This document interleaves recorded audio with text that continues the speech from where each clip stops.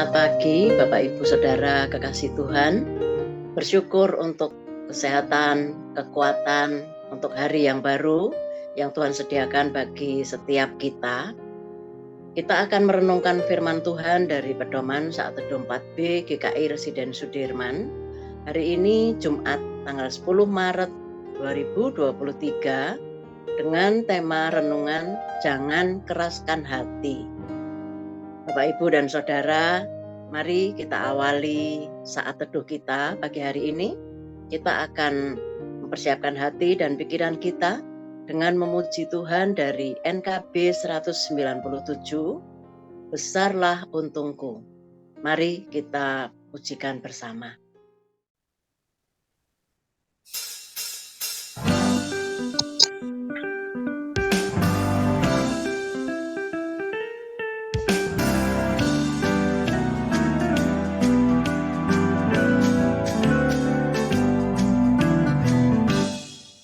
Besarlah untungku jika Yesus milikku, bersuka jiwaku karena damai yang penuh. Meskipun angin keras, badai dunia menderu, tak goyah hatiku karena Yesus milikku.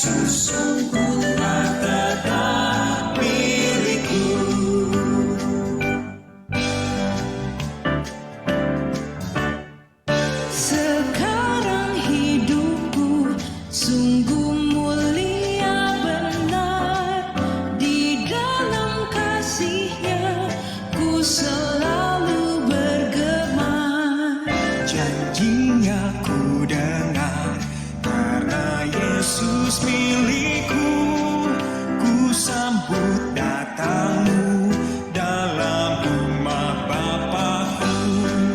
Benar-benar besarlah untungku, benar-benar besarlah untungku, benar-benar besarlah Yesus sungguhlah tetap milikku.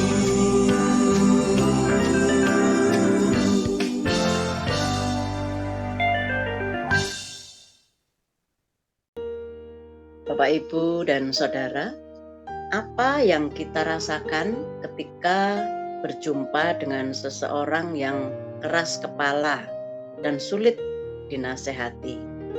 Tentu kita akan merasa kesal. Bisa jadi saat itu ia kurang berpikir jernih sehingga menolak hal baik yang disampaikan kepadanya. Dalam kehidupan sebagai orang percaya, mungkin ada kalanya kita juga pernah mengeraskan hati ketika Allah menegur kita melalui firman Tuhan ataupun peristiwa yang terjadi di sekitar kita. Hari ini, Bapak, Ibu, dan Saudara, kita akan merenungkan maksud teguran yang disampaikan Allah kepada umat-Nya. Dari Mazmur 95, ayat 1 sampai dengan 11, yang nanti akan dibacakan oleh Pak Yosa. Itu adalah dasar firman Tuhan yang akan kita renungkan pagi hari ini. Sebelumnya, mari kita bersatu hati, kita mohon pimpinan dan pertolongan Roh Tuhan ketika kita membaca dan merenungkan firman-Nya. Kita berdoa. Bapa di dalam surga, kami bersyukur untuk kesempatan pagi hari ini. Bapa telah kumpulkan setiap kami untuk dapat saat teduh bersama. Terima kasih untuk kesempatan pagi hari ini. Terima kasih untuk firman yang Tuhan sudah sediakan bagi kami. Tolong kami ya Tuhan, berkati setiap kami Beri hikmat setiap kami agar kami dapat memahami firman Tuhan pagi hari ini. Terima kasih. Di dalam nama Tuhan Yesus kami berdoa. Amin.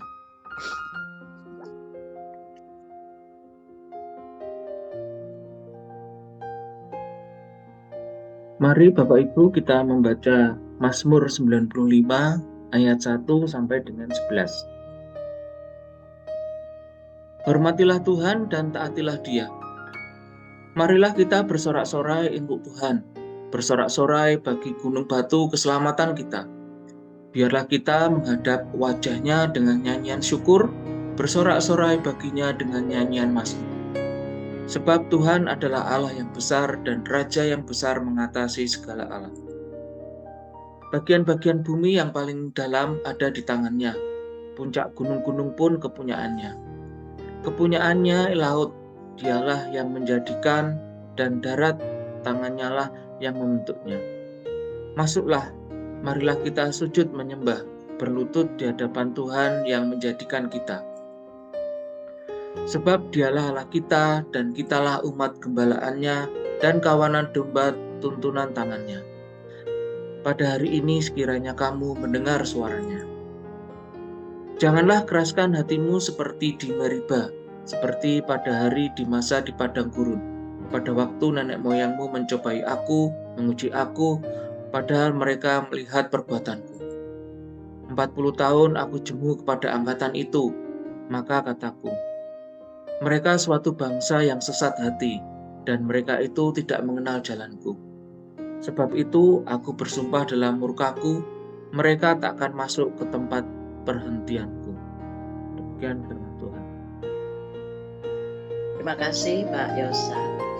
Bapak, Ibu, dan Saudara, secara keseluruhan Mazmur 95 diyakini sebagai panggilan bagi umat untuk memuji dan menyembah Allah dengan penuh ketaatan. Pemazmur mengajak umat untuk sungguh-sungguh sujud menyembah kepada Allah, karena Allah adalah satu-satunya pokok pujian umat. Allah itu besar dan Raja yang mengatasi segala Allah.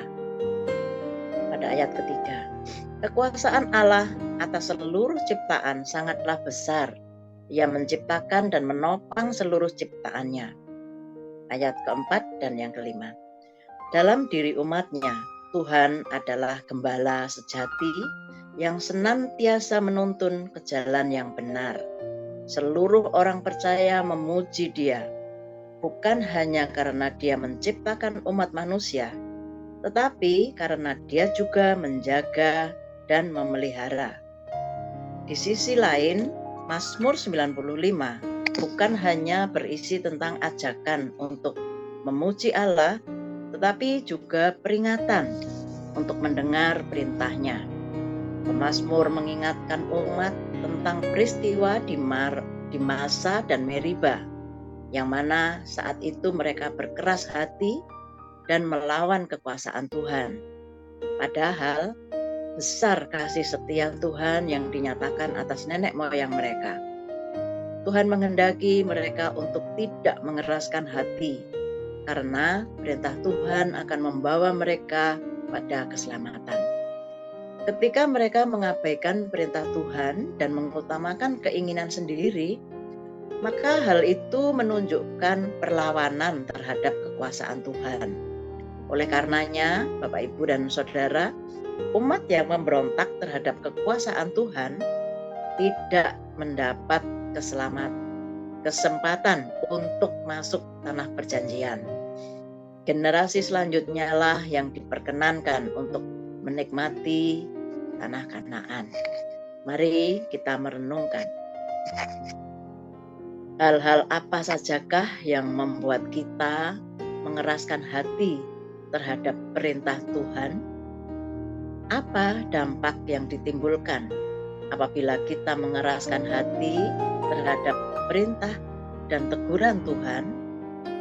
Marilah kita mengarahkan diri untuk dipimpin oleh Tuhan, sehingga tidak melakukan apa yang dianggap benar menurut keinginan sendiri.